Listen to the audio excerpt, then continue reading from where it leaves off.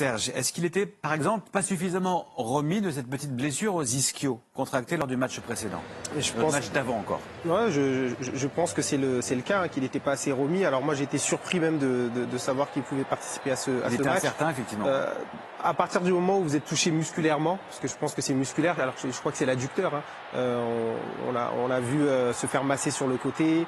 Alors il avait fini le match, il a été reposé lors du dernier match, mais c'est pas suffisant. C'est pas suffisant. Normalement, il faut une dizaine de jours pour retrouver un niveau acceptable pour que le muscle se remette un petit peu. Donc je pense qu'il était diminué et forcément, alors diminué peut-être à 22, 23 ans, peut-être qu'il aurait eu un petit peu plus d'impact. Bien sûr. Mais diminué à 37 ans, c'est pas du tout la même chose. Donc forcément, il avait un petit peu d'appréhension aussi. Mais encore une fois, hein, ce qui fait la force de cette équipe, c'est que même sans un Messi des grands jours, on trouve d'autres solutions. Et puis bien sûr, il faut se rendre à l'évidence, avec l'âge, Messi est moins influent, moins décisif. En témoigne aussi peut-être ce tir au but manqué, hein, vous l'avez cité au tout début de la séance de tir au but à la fin de la rencontre. Cette Panenka qui s'écrase sur la transversale. Elle était bien faite pourtant. Comment? Elle était bien faite pourtant. Elle était bien faite, mais voilà, c'est la réussite qui lui fuit. Est-ce qu'il aurait toujours tenté ça? Oui. Comment vous l'avez trouvé, vous, Messi, pendant cette rencontre? Fantomatique. Ah, carrément. Oui, parce que après son activité, à la perte du ballon, on a compris depuis longtemps que voilà, c'était un peu insignifiant, mais il a touché très peu de ballons. Il a essayé de s'orienter, mais parfois il y avait beaucoup de densité, donc il avait du mal, même avec son petit dribble extérieur, à s'ouvrir vraiment les chemins de passe. Pourtant, c'est un passeur hors pair. La connexion avec Lautaro ou avec les autres joueurs offensifs, elle était nulle. Donc pour moi, voilà, même s'il est l'auteur c'est lui qui tire le corner sur l'ouverture du score. Bon, c'est trop peu pour un joueur de son calibre. Mais Serge l'a dit, il y a d'autres joueurs qui prennent le relais. Ils sont plein de résilience, ils savent défendre. Donc cette équipe, elle est complète, elle a l'habitude de gagner. Donc de toute façon, c'est pas forcément un sujet parce que quelle que soit la façon dont il joue, il va jouer. Donc à voir si contre une équipe plus forte, il va se réveiller. Et peut-être qu'effectivement, il s'est un petit peu économisé, mais ça a failli ne pas suffire. Et parmi les autres joueurs argentins qui sont sortis du lot, on va citer Martinez. Alors, pas Emiliano, pas Lautaro, mais Lisandro Martinez, le défenseur central de Manchester United. 78 minutes, il a joué et il aura touché 59 ballons, lui, tiré 3 fois en comptant l'ouverture du score. Et il aura réussi toutes ses passes, 45 au total, 100% de réussite dans cet exercice.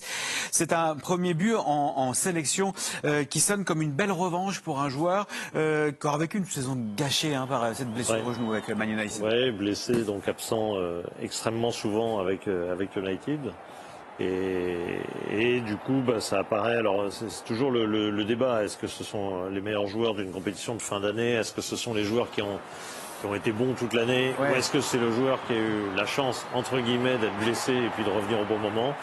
Bon, parfois, on manque de match. Parfois, c'est l'inverse. La fraîcheur fait la différence. Mais effectivement, alors il est quand même sorti avant la fin, donc il est peut-être un petit peu court malgré tout, j'imagine. Mais malgré tout, Lisandro Martinez, c'est un remarquable joueur. Ça donne une qualité de relance à l'équipe argentine qu'elle n'avait pas avec Otamendi, à mon sens. Ouais, on a vu effectivement le but qu'il a inscrit dans cette rencontre, qui est le ballon qui était bien rentré, même s'il y a eu une petite hésitation de la part des arbitres. Tout le monde a vu, grâce au ralenti, que ce ballon était d'un mètre. Il n'y a pas besoin de montre, pourtant. Non, il n'y avait pas de montre qui vibrait. En tout cas, c'était pas nécessaire. On dit un mot tout de même de l'Équateur, qui sort avec les honneurs face à l'un des grands favoris de la compétition. La performance n'a rien de honteux. Et pourtant, le sélectionneur a été limogé sans attendre. La fédération équatorienne a annoncé avoir résilié le contrat du technicien espagnol Félix Sánchez-Vaz, alors que sa mission principale était de qualifier l'équipe pour la Coupe du Monde 2026. C'est cet homme, évidemment. C'est curieux, Franck, de se séparer aussi vite d'un sélectionneur qui n'a pas forcément démérité. Effectivement, autant il y avait des choses à redire sur sa mission précédente au Qatar. Il avait fini 32e sur 32. Autant sur ce qu'il a pu apporter à l'Équateur depuis son arrivée, c'était vraiment positif. On avait une équipe extrêmement séduisante, entreprenante dans le jeu, plein de jeunesse.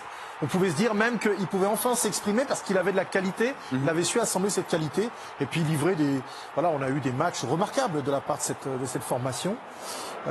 C'est un peu triste pour lui. Ça sonne un peu comme une cassure dans le parcours qu'ils ont. C'est aussi un pays qu'on a envie de revoir quelque part en Coupe du Monde.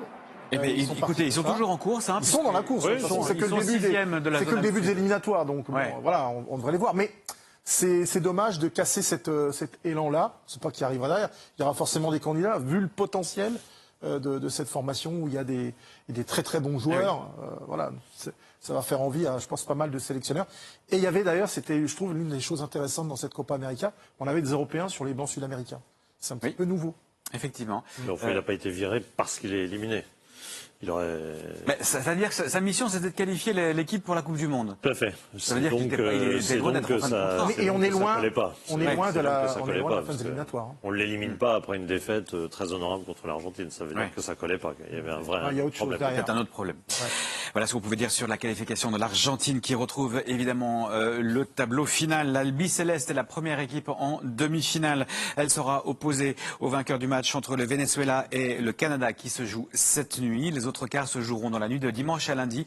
Colombie-Panama à 22h GMT, puis Uruguay-Brésil à 1h GMT.